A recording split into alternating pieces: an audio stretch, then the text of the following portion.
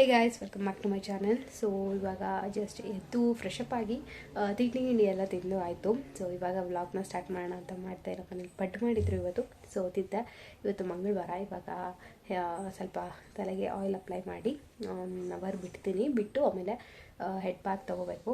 So ಮಂಗಳವಾರ ಬೇರೆ ತೊಗೊಂಡು ಆಮೇಲೆ ಇವತ್ತು ನಮ್ಮ ಟ್ಯೂಷನಲ್ಲಿ ಸೀಕ್ರೆಟ್ಸ್ ಅಂತ ಆಡಿಸ್ತಾ ಇದ್ದೀನಿ. ಸೊ ಮಕ್ಕಳು ಕೂಡ ಅಷ್ಟೇ ತುಂಬಾ ಬೋರ್ ಆಗಿರುತ್ತೆ. ಸೊ ಆ ಕಾರಣದಿಂದ ಆಟ ಆಡೋಣ ಅಂತ ಇವತ್ತು ಆಡಿಸ್ತಾ ಇದ್ದೀವಿ. ಇನ್ನು ಕ್ರಿಸ್ಮಸ್ ದಿನ ರಜೆ ಕೊಡ್ತೀನಿ ನಾನು ಆ ಕಾರಣದಿಂದ. ಸೊ ಇವತ್ತು ಅದೊಂದು ಆಟ ಇದೆ. ನೋಡೋಣ ಅನ್ಕೊತಾ ಇದ್ದೀನಿ. ಒಂದು ಸ್ಮಾಲ್ ಕೇಕ್ ತರೋಣ ತೊಗೊಂಡು ಕಟ್ ಮಾಡಿಸೋಣ ಅಂತ. ಗೊತ್ತಿಲ್ಲ ಹೇಗಾಗುತ್ತೋ ನೋಡಬೇಕು. ಸೊ ಇವತ್ತು ಅದೊಂದಿದೆ. ಅದಕ್ಕೋಸ್ಕರ ಇವಾಗ ಹೋಗಿ ರೆಡಿ ಆಗಬೇಕು. ಅಂದರೆ ತಲೆ ಸ್ನಾನ ಎಲ್ಲ ಮಾಡಿಕೊಂಡು ಕರೆಂಟ್ ಹೋಗಿದೆ ಇವಾಗ. ಸೊ ಕರೆಂಟ್ ಬರೋದಕ್ಕ ಆಮೇಲೆ 1 ಅವರ್ ಬಿಟ್ಟು ಆಡ್ತೀನಿ. ಸ್ವಲ್ಪ ಕೂದಲು ಕೂಡ ಆಯಿಲ್ ಹಾಕಬೇಕು ಅಂತ ಅಂದ್ಕೊಂಡಿದ್ದೀನಿ ಆ ಕಾರಣದಿಂದ. ಸೊ ಇವಾಗ ಟಿಫನ್ ಮಾಡಿ ವ್ಲಾಗ್ನ ಸ್ಟಾರ್ಟ್ ಮಾಡೋಣ ಅಂತ ಅಂದ್ಕೊಂಡೆ. ಸೊ ಬನ್ನಿ ಇವತ್ತಿನ ವಿಡಿಯೋ ಹೇಗಿರುತ್ತೆ ಇರೋ ಥರ ಮಾಡೋಣ. ಸ್ಮಾಲಾಗಿ ಹಾಗೆ ಏನಾದರೂ ಡೆಕೋರೇಷನ್ ಮಾಡೋಣ ಅಂತ ಅಂದ್ಕೊಂಡಿದ್ದೆ.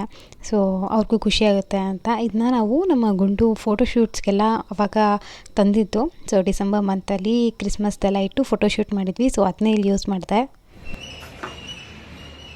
ಸೊ ಗೈಸ್, ರೆಡಿಯಾಗಿದ್ದೀನಿ ಇವಾಗ. ಸಾಯಂಕಾಲ ಆಗಿದೆ, ಇನ್ನೂ ನಮ್ಮ ಮನೇಲಿ ಕರೆಂಟ್ ಬಂದಿಲ್ಲ. ಸೊ ಸಿಂಪಲಾಗಿ ಒಂದು ರೆಡಿ ಮಾಡಿದ್ದೀನಿ. ಇವಾಗ ಹೊರಗಡೆ ಹೋಗಬೇಕು. ಹೋಗಿ ಏನು ತರೋದು ಏನು ಅಂತ ನೋಡ್ತೀನಿ. ನಮ್ಮಮ್ಮ ಇನ್ನೂ ಬಂದಿಲ್ಲ. ಸೊ ಅವ್ರ ಜೊತೆ ಹಾಗೆ ಬರ್ತಾರೆ. ಇವಾಗ ಹೋಗಿ ಏನಾದರೂ ತೊಗೊಂಡು ಮನೆಗೆ ಬರ್ತೀನಿ. ಸೊ ರೆಡ್ ಕಲರ್ ಇದು ಹೊಸ ಟಿ ಶರ್ಟ್ ಮೊನ್ನೆ ತೊಗೊಂಡಿದ್ದೆ, ಸ್ವೆಟ್ ಶರ್ಟ್ ಥರ. ಸೊ ಇದನ್ನೇ ಹಾಕ್ಕೊಂಡಿದ್ದೀನಿ. ಸಿಂಪಲಾಗಿ ರೆಡಿಯಾಗಿದ್ದೀನಿ, ಜಾಸ್ತಿ ಆಗಿಲ್ಲ. ಸೊ ಇವಾಗ ಹೊರಗಡೆ ಹೋಗ್ಬಿಟ್ಟು ತೊಗೊಂಡು ಬರ್ತೀವಿ. ಹೋಪ್ಫುಲಿ ಕರೆಂಟ್ ಬೇಗ ಬಂದರೆ ಒಳ್ಳೆಯದು, ಇಲ್ಲಾಂದರೆ ಕತ್ಲು ಚೆನ್ನಾಗೇ ಇರೋಲ್ಲ. ಸೊ ನೋಡೋಣ ಬನ್ನಿ. ನಾನು ಕೇಕ್ ತೊಗೊಂಡು ಮತ್ತು ಒಂದು ಸ್ವಲ್ಪ ಚಿಪ್ಸ್ ಥರ ಆ ಥರ ತೊಗೊಂಡು ಮನೆಗೆ ಬಂದೆ.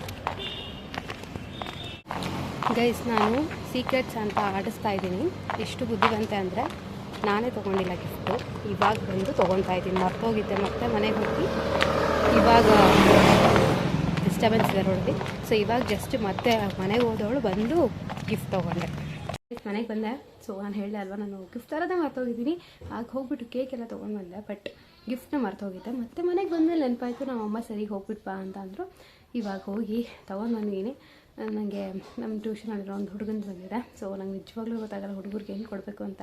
ಹೆಣ್ಮಕ್ಳಿಗಾದರೆ ಏನಾದರೂ ಕೊಟ್ಟು, ಅಂದರೆ ಐಡಿಯಾ ಇರುತ್ತಲ್ವ ಯಾವ ಥರ ಖುಷಿ ಆಗುತ್ತೆ ಅಂತ ಕೊಡ್ಬೋದು. ಹುಡುಗರಿಗೆ ನಂಗೆ ಲಿಟ್ರಲಿ ಐಡಿಯಾ ಇರಲಿಲ್ಲ, ಬಟ್ ಆದರೂ ಏನೋ ಒಂದು ತೊಗೊಂಡು ಬಂದಿದ್ದೀನಿ. ನೋಡೋಣ. ಕೇಕ್ ತಂದಿದ್ದೀನಿ. ಸೊ ಯಾವಾಗಲೂ ಲಾಸ್ಟ್ ಟೈಮ್ ನನ್ನ ಬರ್ಡೇಗಲ್ಲ, ನಮ್ಮ ಅಮ್ಮನ ಬರ್ಡೇಗೆ ಕೇಕ್ ಕಟ್ ಮಾಡಿಸಿದ್ದು. ನನ್ನ ಬರ್ಡೇಗೆ ಏನು ಮಾಡಿಸಿರಲಿಲ್ಲ, ಜಸ್ಟ್ ಸ್ನ್ಯಾಕ್ಸ್ ಥರ ಕೊಡಿಸಿದ್ದೆ ಅಷ್ಟೇ. ಈ ಸರ್ತಿ ಕೊಡ್ಸೋಣ ಅಂತ ನನಗೆ ಅನಿಸ್ತಾ ಇತ್ತು. ಸೊ ನ್ಯೂ ಇಯರ್ಗಂತೂ ಯಾವ ಮಕ್ಕಳು ಬರೋಲ್ಲ, ಎಲ್ಲರೂ ಅಲ್ಲಿ ಇಲ್ಲಿ ಹೋಗ್ತಾ ಇರ್ತಾರೆ. ಸೊ ಅದಕ್ಕೋಸ್ಕರ ಇನ್ನು ಕ್ರಿಸ್ಮಸ್ ಡೇನೂ ಅಲ್ಲ, ಇದು ಕ್ರಿಸ್ಮಸ್ಗಿಂತ ಮುಂಚೆನೇ ಮಾಡ್ತಿರೋದು. ಕ್ರಿಸ್ಮಸ್ಸಿಂದ ಮತ್ತೆ ಬರೋದಿಲ್ಲ ಅಂತ. ಸೊ ಮಾಡೋಣ ಅಂತ ಅನ್ನಿಸ್ತು, ಮಾಡ್ತಾಯಿದ್ದೀನಿ. ಬಂದಿದ್ದಾರೆ ಈಗ ಮಕ್ಕಳೆಲ್ಲ. ಒಂದು ಸ್ವಲ್ಪ ಹೊತ್ತಿನಾದರೂ ಆಟ ಆಡಿಸಿ ಕೇಕ್ ಕಟ್ ಮಾಡಿಸಿ ಕಳಿಸ್ತೀನಿ. ಸೊ ಬಂದ ತಕ್ಷಣ ಮಕ್ಕಳಂತೂ ಖುಷಿಪಟ್ಟರು ಈ ಥರ ಎಲ್ಲ ಸ್ಮಾಲಾಗಿ ಮಾಡಿದ್ದಕ್ಕೆ. ಮತ್ತು ಎಲ್ಲರೂ ಇವತ್ತು ಏನು ಬ್ಯಾಗ್ ಇಲ್ಲದೆ, ಏನು ಒಂದು ಟೆನ್ಷನ್ ಇಲ್ದಂಗೆ, ಬುಕ್ಸ್ ಇಲ್ದಂಗೆ ರಿಲೀಫ್ ಆಗಿದ್ರಲ್ವ. ಸೊ ಹ್ಯಾಪಿಯಾಗಿದ್ದರು. ಆ್ಯಕ್ಚುಲಿ ಹೇಳಬೇಕು ಅಂತಂದರೆ ಇನ್ನೂ ಸ್ವಲ್ಪ ಜನ ಆಲ್ರೆಡಿ ಲೀವ್ ತೊಗೊಂಡ್ಬಿಟ್ಟಿದ್ರು. ನಾನು ಮಾಡಿದ್ದು ಇದು ಕ್ರಿಸ್ಮಸ್ಗಿಂತ ಮುಂಚೆ, ಬಟ್ ಸ್ಟಿಲ್ 2-3 ಡೇಸ್ಗಿಂತ ಮುಂಚೆನೇ ಅವ್ರ ಸ್ಕೂಲ್ಸ್ ಎಲ್ಲ ಹಾಲಿಡೇಸ್ ಕೊಟ್ಬಿಟ್ಟಿತ್ತು. ಎಷ್ಟೊಂದು ಜನಕ್ಕೆ 22ಇಂದ 2nd ತನಕ ಈ ಥರ ಎಲ್ಲ ರಜೆಗಳಿತ್ತು. ಸೊ ಅದಕ್ಕೆ ಎಷ್ಟೊಂದು ಜನ ಬಂದು ಇರಲಿಲ್ಲ. ಯಾರು ಎಷ್ಟು ಜನ ಬರ್ತಾರೆ ಅವರಿಗೆ ಮಾಡೋಣ ಅಂತ ಅಂದ್ಕೊಂಡು ಮಾಡ್ತೀವಿ. ಬಿಕಾಸ್ ಇಲ್ಲಾಂದರೆ ಇವರು ಬೇಜಾರು ಮಾಡ್ಕೊತಾರೆ ಅಂತ. ಸೊ ನೋಡ್ತಿರ್ಬೋದು, ಬಂದ ತಕ್ಷಣವೇ ಸ್ವಲ್ಪ ಹೊತ್ತು ಕೂತ್ಕೊಂಡೆಲ್ಲ ಮಾತಾಡಿದ್ರು, ಆಟ ಆಡಿದ್ರು, ಆಮೇಲೆ ಸಾಂಗ್ ಹಾಕಿದೆ. ಸೊ ಇಲ್ಲ ನಾನು ಅದೇ ಥರ ವೀಡಿಯೋ ಪ್ಲೇ ಮಾಡೋಕ್ಕಾಗಲ್ಲ, ಕಾಪಿರೈಟ್ಸ್ ಬರುತ್ತೆ ಅನ್ನೋದಕ್ಕೆ ನಾನೇ ವಾಯ್ಸ್ ಓವರ್ ಕೊಡ್ತಾಯಿದ್ದೀನಿ. ಸೊ ನೋಡ್ಬೋದು, ಕುಶಾಲ್ ಅಂತ ಅವನ ಹೆಸರು.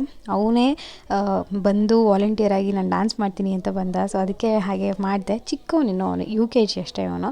ಬಟ್ ಸ್ಟಿಲ್ ಒಂದು ಕಾನ್ಫಿಡೆನ್ಸ್ ಇಟ್ಕೊಂಡು ಬರ್ತಾವಲ್ಲ, ನಾವು ಅದಕ್ಕೆ ಅಪ್ರಿಷಿಯೇಟ್ ಮಾಡಲೇಬೇಕು. ಯಾಕಂದರೆ ಎಷ್ಟೋ ಜನ ಬರೋದಿಲ್ಲ. ನಾನು ತುಂಬ ಚಿಕ್ಕವಳಿದ್ದಾಗ ನನಗೆ ಡ್ಯಾನ್ಸ್ ತುಂಬ ಇಷ್ಟ ಆಯಿತು ಚಿಕ್ಕವಳಿದ್ದಾಗ. ಬಟ್ ಬರ್ತಾ ನಂಗೆ ಡ್ಯಾನ್ಸ್ ಮೇಲೆ ಅಷ್ಟು ಇಂಟ್ರೆಸ್ಟೇ ಇರಲಿಲ್ಲ, ಹೋಗ್ಬಿಡ್ತು. ಸೊ ಯಾರೇ ಅದನ್ನ ಮಾಡೋಕ್ಕೆ ಇಷ್ಟಪಟ್ಟರೆ ನನಗೆ ಖುಷಿಯಾಗುತ್ತೆ. ಯಾಕಂದರೆ ಒಂದು ಟೈಮಲ್ಲಿ ನಾನು ಇಷ್ಟಪಟ್ಟಿದ್ದೆ ಅದನ್ನ ಅಂತ. ಸೊ ನೋಡ್ತಿರ್ಬೋದು, ಎಲ್ಲರೂ ಅಷ್ಟೇ ಖುಷಿಯಾಗಿ ಅವ್ರಿಗೆ ಎಷ್ಟು ಬರುತ್ತೆ ಅದನ್ನ ಆ ಥರ ಮಾಡ್ತಿದ್ರು. ಸೊ ಯಾವುದನ್ನು ಜಡ್ಜ್ ಮಾಡೋದಿಲ್ಲ. ಚಿಕ್ಕ ಮಕ್ಕಳು ಇನ್ನೂ ಅವರೆಲ್ಲ. ಸೊ ಅವ್ರಿಗೆ ಹೇಗೆ ಬರುತ್ತೆ ಹಾಗೆ ಮಾಡ್ತಾರೆ. ಅವ್ರಿಗೆ ಯಾವ ಸಾಂಗ್ಸ್ ಕೇಳಿದ್ರು ಅದನ್ನೇ ಹಾಕ್ಕೊಟ್ಟೆ. ಸೊ ಬಿಕಾಸ್ ಇಡೀ ವರ್ಷ ನಾನಂತೂ ಸ್ಟ್ರಿಕ್ಟಾಗಿರ್ತೀನಿ. ಇನ್ನೂ ನಮ್ಮಮ್ಮ ಅಷ್ಟು ಸ್ಟ್ರಿಕ್ಟಾಗಿರಲ್ಲ, ಬಟ್ ನಾನಂತೂ ತುಂಬಾ ಸ್ಟ್ರಿಕ್ಟಾಗಿರ್ತೀನಿ ನಾನು. ಕೆಲವು ಸತಿ ನನಗೆ ಆಗಲ್ಲ, ಅದು ಒಂಥರ ಕೋಪ ಬಂದುಬಿಡುತ್ತೆ ನನಗೆ. ಸೊ ಇವತ್ತಾದರೂ ಫ್ರೀಯಾಗಿರಬೇಕು, ಚೆನ್ನಾಗಿ ಆಟ ಆಡಲಿ ಅಂತಲೇ ಬಿಟ್ಟಿದ್ದೆ. ಅದೇನೋ ಗೊತ್ತಿಲ್ಲ, ಎಕ್ಸಾಮ್ಸ್ ಈ ಥರ ಓದೋದು ಅಂತ ಬಂದಾಗ ಆಟೋಮೆಟಿಕ್ಕಾಗಿ ಆ ಸ್ಟ್ರಿಕ್ಟ್ನೆಸ್ ಬಂದುಬಿಡುತ್ತೆ ನನ್ನಲ್ಲಿ. ಯಾಕಂದರೆ ನನಗೆಲ್ಲೋ ಒಂದು ಕಡೆ ಏನು ಫೀಲ್ ಆಗುತ್ತೆ ಅಂದರೆ, ಮಕ್ಕಳಾಗಿರಲಿ ಅಥವಾ ಅವ್ರ ಪೇರೆಂಟ್ಸ್ ಆಗಿರಲಿ ಏನೋ ಒಂದು ನಂಬಿಕೆ ಇಟ್ಕೊಂಡು ಕಳಿಸ್ತಿರ್ತಾರೆ ಚೆನ್ನಾಗಿ ಓದಬೇಕು ಅಂತ. ಸೊ ನನಗೆ ಅದಕ್ಕೆ ಮೋಸ ಮಾಡೋದಕ್ಕೆ ನನಗೆ ಇಷ್ಟ ಆಗೋಲ್ಲ. ಕಷ್ಟಪಟ್ಟಾದರೂ ಅವ್ರ ಕೈಯಲ್ಲಿ ಎಷ್ಟಾಗುತ್ತೆ ಅಷ್ಟು ಓದಿಸ್ಬೇಕು ಅಂತ ನನಗಿರೋದು ಅಷ್ಟೇ. ಎಲ್ಲ ಮಕ್ಕಳು ಒಂದೇ ಥರ ಇರೋದಿಲ್ಲ, ಎಲ್ಲರೂ ಔಟ್ ಆಫ್ ಔಟ್ ತರೋಕ್ಕಾಗೋದಿಲ್ಲ, ಅದು ನನಗೂ ಅರ್ಥ ಆಗುತ್ತೆ. ಬಟ್ ಅವರ ಒಂದು ಎಫರ್ಟ್ಸ್ ಏನಿದೆ ಅದು ಅವ್ರು ಹಾಕಬೇಕು. ಯಾಕಂದರೆ ಇವಾಗ ನಮ್ಗೆ ಅರ್ಥ ಆಗುತ್ತೆ ನಮ್ಮ ಪೇರೆಂಟ್ಸ್ ಇಷ್ಟೆಲ್ಲ ನಮಗೆ ಮಾಡಿದ್ದಾರೆ ಅಂತ. ಆದರೆ ಅವ್ರ ವಯಸ್ಸಿಗೆ ಇನ್ನೂ ಅಷ್ಟು ಅರ್ಥ ಆಗೋದಿಲ್ಲ ಅವರಿಗೆ.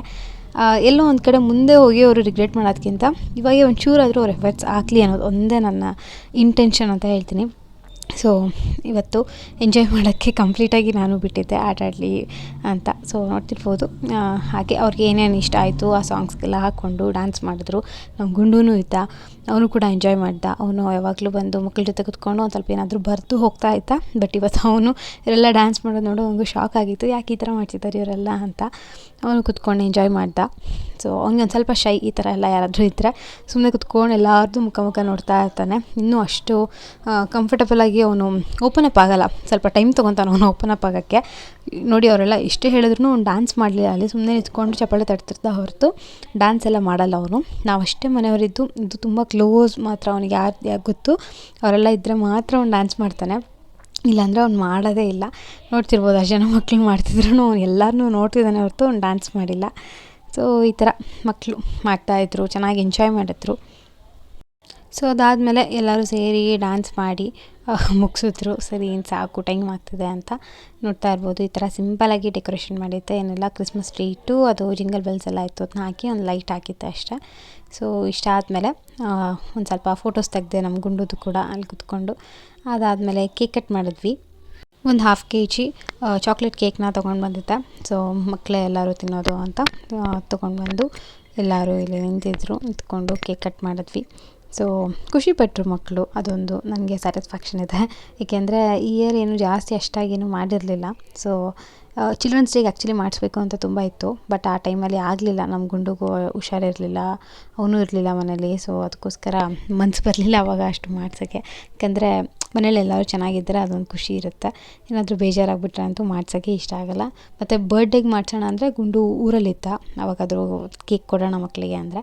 ಅದಕ್ಕೋಸ್ಕರ ಸರಿ ಇನ್ನು ಕ್ರಿಸ್ಮಸ್ ಇದೆ, ನ್ಯೂ ಇಯರ್ಗೂ ಬರ್ತಾರೋ ಇಲ್ಲೋ, ಎಲ್ಲ ಹೊರಗಡೆ ಹೋಗ್ತಾರೆ ಅನ್ನೋ ಒಂದು ಕಾರಣಕ್ಕೆ ಕ್ರಿಸ್ಮಸ್ ಟೈಮಲ್ಲಿ ಮಾಡಿಸೋಣ ಅಂತ ಅಂದ್ಕೊಂಡು ಕೇಕ್ ಕಟ್ ಮಾಡಿಸಿರೋದು ಅಷ್ಟೇ. ಇನ್ನೇನು ಬೇರೆ ನಾವು ಇದನ್ನ ಸೆಲೆಬ್ರೇಟ್ ಮಾಡ್ತೀವಿ ಆ ಥರ ಎಲ್ಲ ಏನೂ ಇಲ್ಲ, ಸುಮ್ಮನೆ ಒಂದು ಖುಷಿಗೆ ಅಂತ ಮಾಡಿದ್ದು ಅಷ್ಟೇ, ಬಿಟ್ಟರೆ ಬೇರೆ ಏನೂ ಇಲ್ಲ. ಸೊ ಅದಾದಮೇಲೆ ಒಂದು ಗ್ರೂಪ್ ಫೋಟೋ ತೆಗೆದ್ವಿ. ಆಮೇಲೆ ನೋಡ್ಬೋದು ಎಲ್ಲರೂ ತಿಂತಾಯಿದ್ರು, ಕೇಕ್ ಕೊಟ್ಟಿದ್ದರು, ಕೇಕ್ ಮತ್ತು ಚಾಕ್ಲೇಟ್ ತಂದಿದ್ದೆ. ಸೊ ಅದನ್ನೆಲ್ಲ ಕೊಟ್ಟು ಮತ್ತು ಲಾಸ್ಟಿಗೆ ಸೀಕ್ರೆಟ್ಸ ಅಂತ ಎಲ್ಲ ಮಕ್ಳಿಗೆ ತುಂಬ ಇಷ್ಟ ಆಗುತ್ತೆ ಇದು. ಎಲ್ಲರೂ ಎಲ್ಲ ಗಿಫ್ಟ್ಸ್ ಎಲ್ಲ ತೊಗೊಂಡು ಬಂದಿದ್ದರು, ಅವ್ರು ಯಾರಿಗೆ ನೇಮ್ ಬಂದಿರುತ್ತೆ ಗಿಫ್ಟ್ಸ್ ಎಲ್ಲ ತೊಗೊಂಡು ಬಂದು ಒಬ್ಬೊಬ್ಬರೇ ಕೊಟ್ಟರು, ಖುಷಿಪಟ್ಟರು. ಸೊ ನಾನು ಯಾವುದೇ ಥರ ಲಿಮಿಟೇಷನ್ಸ್ ಹಾಕಿರಲಿಲ್ಲ, ಇಷ್ಟರೊಳಗೆ ತರಬೇಕು ಅಂತೆಲ್ಲ, ನಿಮ್ಗೆ ಏನು ಇಷ್ಟ ಆಗುತ್ತೆ ಅದು ತೊಗೊಂಡು ಬಂದು ಕೊಡಿ ಅಂತ ಹೇಳಿದ್ದೆ. ಸೊ ನಾನು ಕೂಡ ಅಷ್ಟೇ ಒಂದು ಪೇಂಟ್ ಬಾಕ್ಸ್ ಕೊಟ್ಟೆ. ಪೇಂಟ್ ಬಾಕ್ಸು, ಬ್ರಷ್ಷು, ಅದಕ್ಕೆ ಏನೇನು ಬೇಕು ಅದೊಂದು ಸೆಟ್ ಸಿಕ್ಕಿತ್ತು ನನಗೆ. ಸೊ ಅದನ್ನು ತೊಗೊಂಡು ಬಂದು ಕೊಟ್ಟೆ ನಾನು ಕೂಡ. ಈ ಥರ ಇತ್ತು. ಮತ್ತು ಹೇಗೆ ಅನ್ನಿಸ್ತು ಏನು ವ್ಲಾಗ್ ಅಂತ ಕೂಡ ಹೇಳಿ. ಕಂಪ್ಲೀಟಾಗಿ ಇದು ಕ್ರಿಸ್ಮಸ್ದು ನನಗೆ ಗೊತ್ತು ತುಂಬ ಲೇಟಾಗಿ ಅಪ್ಲೋಡ್ ಮಾಡ್ತಾಯಿದ್ದೀನಿ, ಬಿಕಾಸ್ ನಾನು ಊರಿಗೆ ಹೋಗಿದ್ದ ಕಾರಣ ನಂಗೆ ಅಲ್ಲಿ ಎಡಿಟ್ ಮಾಡಿ ಅಪ್ಲೋಡ್ ಮಾಡೋಕ್ಕೆ ಮೇನ್ಲಿ ಅಷ್ಟು ನೆಟ್ವರ್ಕ್ ಇರಲಿಲ್ಲ. ಸೊ ಅದಕ್ಕೋಸ್ಕರ ನೋಡಿಲ್ಲಿ ನಿಂಗೆ ಫಿಶ್ ಬೇಡ ಬೇಕಾ? ಐಶು ಬೇಕಾ? ಎದ್ದಾಳು ಮತ್ತೆ ಮಮ್ಮೂನು ಬೇಡ, ಐಸ್ ಬೇಡ, ಫಿಶ್ಶು ಬೇಡ, ಮುಮ್ಮು ಮತ್ತು ನಾ ಉಣ್ಲ ಎಲ್ಲ ಉಣ್ಬೇಕ?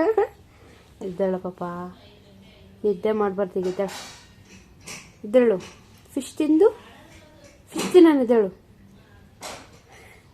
ಫಿಶ್ ಕಳ್ಳ ಹೆದ್ರ ಮೇಲೆ ಅಂತಂದೆ ಪಾಪ. ಚೀತಾ ಇದ್ದಳ ಮೇಲೆ ಫಿಶ್ ತಿನ್ನೋಣ ಇದ್ದಾಳು, ಮೊಟ್ಟೆ ತಿನ್ನೋಣ ಇದ್ದಾಳು.